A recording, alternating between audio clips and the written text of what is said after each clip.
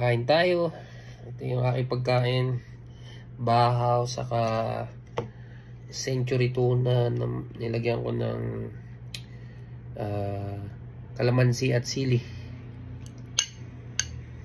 Kain tayo.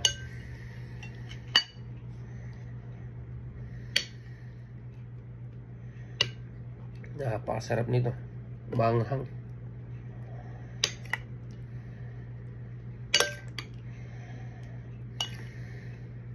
Napadami yata yung lagay ko ng kanin pero ayos lang.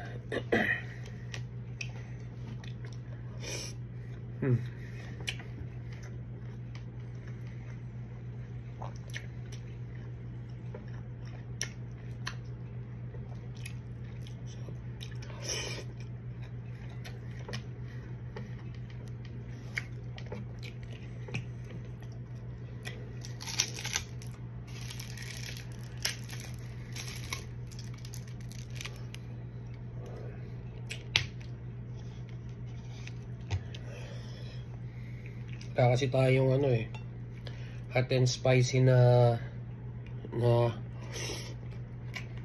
century. Hinaluan ko na lamang ng sili.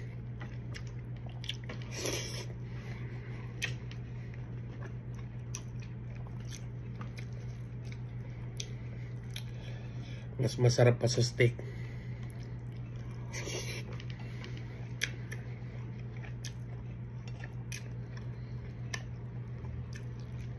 Dito naman sa US, kahit ano namang kainin mo na basta meron kang makain.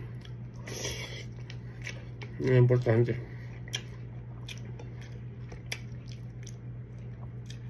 Siyempre tayo naman ay sanay kumain ng mga dilata.